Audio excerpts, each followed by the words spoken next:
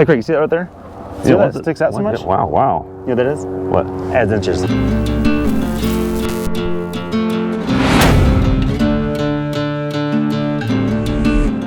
Welcome back to Texas Truck Channel. I'm Brian. I'm Greg. And this week we've got something freaking sweet. This is the 2024, well not all new, but all refreshed Ford Super Duty. And we've got the Monroney right here. Let's get right into it. This is one of my favorite specs, Craig.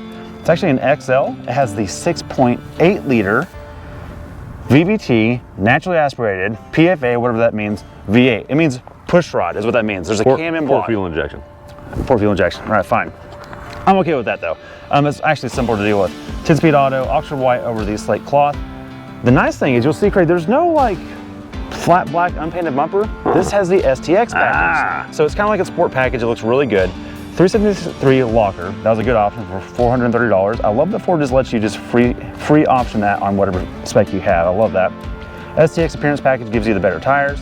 It gives you blind spot monitoring systems, and it gives you the wheels that we like a lot. LED package in the bed, payload upgrade, blah, blah, blah, blah, blah. On top of that, for only $495, you get the FX4 package, which really here just means skid plates because you already had the locker on it. If you didn't have the locker, it would make you get the locker on the FX4.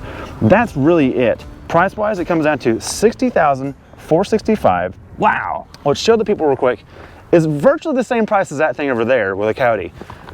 That's a lot of truck. This thing is, they're both a lot of truck. This is a whole lot of truck. So let's get. Wait. You can get a Super Duty that doesn't cost $90,000 or $100,000. Yes, you can, and it still looks good. This doesn't look like some stripper XL. The STX package is really the sweet spot. All right, before we go too much further, I want to talk about the guys that let us borrow this truck today. Schottenkirk Ford in Granbury, Texas has helped us out for years on shoots, and this is the kind of spec that Ford would never send to us. They're always going to send a platinum or a trimmer or a limited dually giant thing. This is a more value option, and a lot of you guys comment and ask us, hey, is there a cheaper option you can show us? We're tired of seeing these trucks that no one can afford. Well, thanks to Schottenkirk, we can do that today. If you're interested in getting a Ford product for yourself, or they also do Stellantis products and Toyota, hit up Charles. He's our guy down there at Schottenkirk, and his contact information is down below. Now, let's talk about the looks.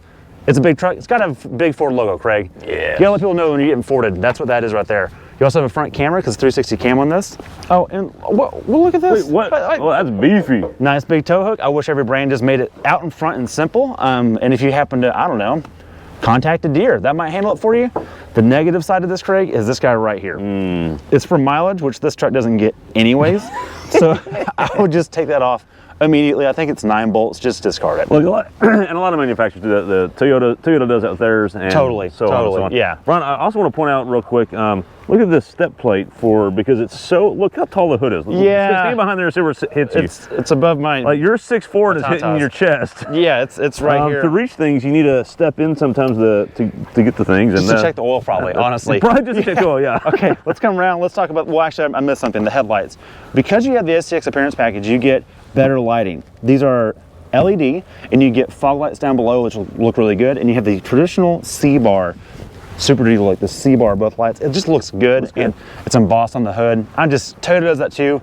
I'm glad that Ford's doing this, and I think Ford was doing it first anyways, but that's just a good manufacturing thing. It's cool. Yeah, it looks good. Yeah, all right, wheels and tires, let's come on down. These guys, they're calling these all-terrains or jeweler ATs. We've driven this tire a lot. They're more capable than you think, but they're also less capable than AT would imply. All-terrain means it'll work everywhere, but it may not excel everywhere either. I'm gonna tell you it's gonna excel at towing, at highway, and probably rain. It's got enough tread blocking and siping for that. The downside is this is not a mud tire at all. So if you're gonna be serious about off-road, you're probably gonna change these to, you know, Brodo's wheels anyways, and it won't matter. So you get your Chinese knockoff mud trains, you'll be set. Towing, Craig, this might be one of my favorite tow mirrors on the market. We've tested them all over the years. You see this gap right here? That's where you can see the deer coming at you, right here. That's what this is. And there's another gap right here. So your peripheral can pick up on things that are nearby, pedestrians, cyclists, children, dinosaurs, whatever you're going against, not in your way. It also will come out when you do need to tow, and the mirror has a good big frame in the middle and a giant dome on the bottom. That's how you do a tow mirror. Good job. Coming on down, no keyless entry. More on that in a minute. What? Well, keyless entry, but not the passive entry. Craig will explain that in a minute. Come on down. Oh, what? Kind of like the engine. They got a step. They got a step. What is this? Kind of like a push rod from a GM that this now has. We have a step from a GM. I'm a big fan of that. That's not a GM motor up front. Don't go crazy in the comments, but it's a push rod. I like this. This is a good, simple solution. The good news is if you want a street truck for some reason, you don't want a functional step, Aftermarket's already making delete kits for this. I don't understand that. This is so convenient because look, I'm not 6'4" and I can't reach anything inside that bed. Well, if you want a street truck, don't get a 3/4 ton. I don't, anyways, whatever, that's fine. Fuel door, it's massive because you can get a diesel on this, but this one is gas, so the def cap is closed. It's not capless. Interesting. The half tons give you capless, but this one gives you a giant yellow cap as if it was diesel. It's not. Keep spinning. There we go. That's a lot of spins. And you get a little dangle holder. Whatever. That's a bad move. But what's this right here? Oh, hello. Hello. I love Ford's directive now of making their gas V8s E85 friendly because we're starting to see those more and more at the pumps, and those make a lot more power than cheap gas does. So anyways, that's worth considering. I like that from the factory. It's safe to do that with. Coming on back, same wheel and tire. Giant leaf springs. There's only 3 of them. That looks like you could probably tow a lot with that. You can. I think it's 17,000 pounds. 17,300. Holy and the mackerel. payload 3,885 pounds. That you put a camper back here, a slide it, and you just don't even know it's there. And you can still put all your gear and bring all the people. Right. And that's where a half ton can't get that stuff done. That's why these exist. Right. Also, this is the short bed with the crew cab, and it was a 6 3/4 foot, I believe, on this. Correct. That's a big bed. You can still do when the tail gets down, which I'll let Craig explain later. You can do bigger products in there, but wait, what's this? Oh, what? Another GM style step. Oh, wow. Ford, thank you for copying and just doing the right thing. Take your pride out of it, just do the right thing for the consumer. That's what this is. Because we don't have a loaded trim, there's no sensors in here. Oh, good. You won't have to worry about breaking that. Right. When you're on the trail, this will be a $100 taillight instead of a $400 taillight. Exactly. So that's the good news. The bumper looks pretty good. It's monochromatic again, just like the front. That hitch is massive. The good news here is if you need to tow, I don't know, the world, you can. And more importantly, Craig, I see an exhaust pipe over here, but it's only a single tip. That means it's not diesel. Let's hear it.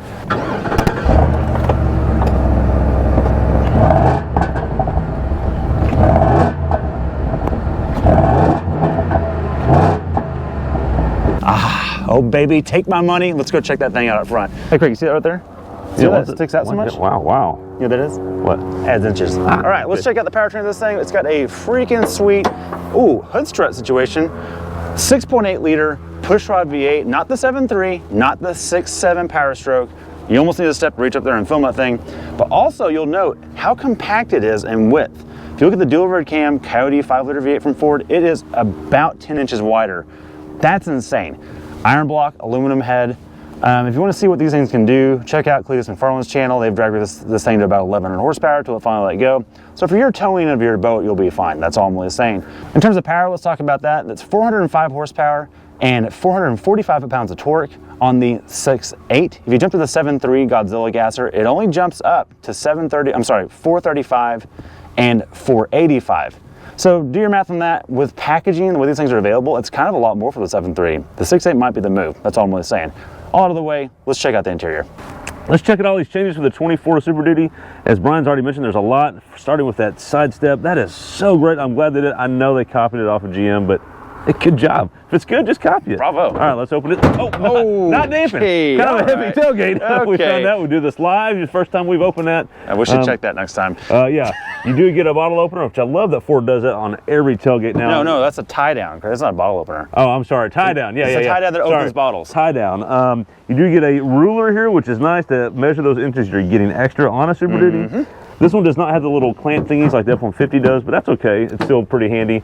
Moving on inside, Brian, you see the little button and a switch there. This has a little LED box light package, which you hit that button and that's nice. LED lights come on. Okay. Just in the rear, not in the front. Okay. Big bed, you would think there'd be more, but you know what? It's better than nothing. And as Brian mentioned previously, 6 3/4. This is a real bed. I love that. That's one of the things you get in a 3/4 ton or the Super Duties. Pretty nice. Let's move on to the cab. Moving into the rear seats, look at all this room back here. You can load things for days in here. It's nice flat load floor. So many manufacturers struggle with a flat load floor. For whatever reason, Ford has figured it out and they've kept it in all their trucks. That is very nice. Moving on to the door, it's basically like an F-150 door. You get a nice pull handle, cup holder at the top, cup holder at the bottom, and plenty of room. Let's get into the actual seat and see if that continues. I have a feeling the theme will be just like every other Ford interior, and it is. Look at all this room. My God. I have so much room in here. I can cross my legs and just be comfortable. Interestingly, I don't get rear AC back here, Brian, which is fascinating because usually you get that, but we'll talk about why we don't have that later. We do get a flip down little cup holder situation, which is nice because you're losing some cup holders back here like you normally get. You do get USB-C and C, no A. Time to upgrade, mom and dad. And an old cigarette lighter. Funny that you still get that, but no USB-A. But you know, that's what all manufacturers are doing these days. Brian, let's see if there's room for you, because there's no pano. I have a feeling you're going to be fine. Yeah. Yep. Hashtag no sunroof gang. Yep, to the front. To the front. All right, moving on to the front, we get all kinds of cool stuff, but before we get to the interior bits, let's talk about the door. Look, this is an XL package, Brian. It's no soft padding up here, but the actual armrest itself is padded. You have room for your wallet holder or phone holder, very convenient. And then you also get a little cubby in the middle and plenty of room down at the bottom, like all Fords. Let's move on into the actual interior itself. Brian, you mentioned the mirror earlier where you can actually see out so you don't like hit, I don't know, deer and things like that. You really can see well, especially because of this cutout that's continued in the Super Duty since the inception. The visibility is really good for such a big vehicle. I want to show a few storage things because this is really interesting right here. Brian, we don't get the center console. It's hard to find trucks these days that don't have that, which is one of the reasons we wanted to review this XL package. What this means is, look, 6 adults can actually ride in here. You have a shoulder harness for the center console, and then you also have more storage down here for, who knows, maybe some peacemakers. And it's lockable too. And it's lockable. So, but let's put that back down because there's also some things that are handy in that. You still have a phone holder. Look at that, very convenient. And then up here, look, with the FX4 package, I get all these auxiliary switches, and look, I get a glasses holder. That's pretty nice. And I continue to get storage down here. So you do lose the console, but you keep the storage. I don't get a lot of functionality in this base package. Yeah. You do lose the little cup holder or the little flip door, but you still get the storage. Button here, but you still get the storage. Like, you know, and then if you still need to lock something, put it in there, you're good to go. 12 volts, 400 watts. Pretty handy. Then here you get a little cubby hole down here. I like that because you don't have a center console, you get this. 12 volts, USB-C, USB-A for those that are still holding out. And then you get single zone climate control. And only up front. But you know what? It works, and you still get a volume and tuning knob. Very handy. Because we don't have the big screen, we get another cubby hole. So more phone storage. Nice. Brian, look over here. I want to start this up real quick. Brian, it's not starting. I have the key in my pocket. No, there's a key in that key. For those that don't know, for the millennials out there, what this is not a switchblade pocket knife. I mean, it can be. Well, it could be. This is an actual key. I love it. It's in the dash like an old school car. Like that is awesome. It's hard to lose it right there, isn't it? Yeah, pretty fun. And then we get a small little screen here in the middle, but it's functional. We get everything we need. We get the doors open, speedometer. We're averaging 10.6 miles per gallon so far. But don't worry about that. Don't worry about that. Hey, what's that thing on the left? What does that do? Oh, see that? This little dot, that's called a tachometer, and you rev it. It makes this noise when that needle goes up. Yes. And then a column shifter. Thank you, a column shifter. Which means I get tons of space to man spread or whatever I'm trying to do here. But Brian, enough of all that. Let's see what the 6.8 can do, because some people say, hey, it's not as powerful. It's not fast enough. We'll find out. We'll find out. All right, Brian, we're in the all-newish Super Duty. Did you say newish? Yeah, newish. Oh, that's fair. Yeah, the Illuma Duty, and it has the Mini-Zilla. It does, yes. And Ford has a name for all those things, so there we go. They do. Time to hit it. Let's see what we can do. 4 high, diff lock, tow haul mode, because there's no sport mode. Okay, let's go. Oh!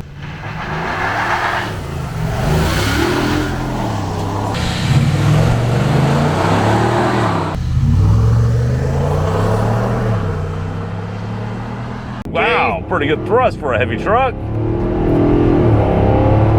50, 55, 60. God, it looks like it just snaps that speedo. What?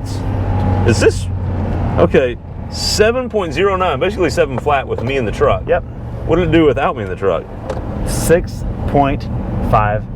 Wow, mid-sixes. Yes, absolutely. With the Mini-Zilla. Mini-Zilla mid-sixes. This is a heavy truck. Yeah, it is. Well, even with aluminum, it's still heavy. Look, this truck's designed to tow 17,000 pounds, carry 3,800 payload. It is not designed to be a ripper. No, and this is the small one. They make a 7.3. It's half a liter bigger. This is now the base motor. Yeah.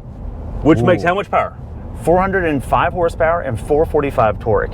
And that torque starts at, I think, 1100, it feels like. Because I actually had a problem on trying to launch in different modes, that it was unlocking the torque converter, I'm sorry, the transfer case, because I think it hit a torque threshold and it unlocked it to save itself. Wow, that's a lot of torque. That is impressive for this type of machine. Yeah. Brian, let's talk about the transmission it's connected to. It's a different transmission than the 7.3 or the 6.7 diesels. Correct. They don't call it anything, they just 10-speed auto. That's all they call it a 10-speed auto. Right. The other ones would call it 10-speed heavy-duty auto. Right. We cannot figure out what the difference is. No. We can't find any write-ups on it. We've done some substantial Googling in our own time for a while and haven't found a clean answer. No. My suspicion is that this is the 10R80 that you get in the half-ton F-150s, which is in all their stuff now. And nowadays it's fine and it's great. And Ford says it's good enough for 17,000 pounds. It's fine enough for me to daily the thing, so I'm not going to worry about it. Yeah, it's probably fine. I don't think it's a problem. Yeah. Let's also talk about ride and drive. So Brian, are these 18s? These are 18s, and they're dual all trains. It's it's not bad. No, it's fine. Like last time we drove a Godzilla was a 250 XLT, and it rode awful. It was brutal, horrendous. Yes. Same thing for the F-350 trimmer. Yes. The F-350 dually was fine, and so is this. So there's something with packaging and payload. I would not complain to daily this. This is fine. No, this is really fun. It really isn't that bad. Now, does it ride as good as the GM heavy duties? Probably not. That's probably the best riding heavy duty out there. It just is. Yeah. You have to pick them. You can't have it all. You can have steering or ride quality. You can't have them all. You got to figure out what you or want. Live axle, right? So with Ram, you get coil springs, which ride pretty good, but the steering's kind of wonky, or kind of like this. It's not a rack companion, which again, the long wheelbase, it's not awful. It just needs a little more input. You're constantly making little inputs. The Chevy gives you independent front, and it kind of just is a sweet spot for a ride. I'll say this, Brian, before we wrap it up, is basically, I just think this is an awesome package. Yeah, me too. This is basically $60,000. Which is half-ton money. Half-ton money. You get a 3/4-ton truck with all the room, just enough amenities, just enough creature comforts, a great motor, column shifter. It's a good deal. And the engine sounds really good. In the rev-off competition between this and the Coyote, this sounds better. Oh, yeah. Yeah. A lot of truck for the money. With that, thanks for watching. Be sure to like and subscribe, and leave us some comments which ones you like the best in your package. And that's it. Thanks for watching.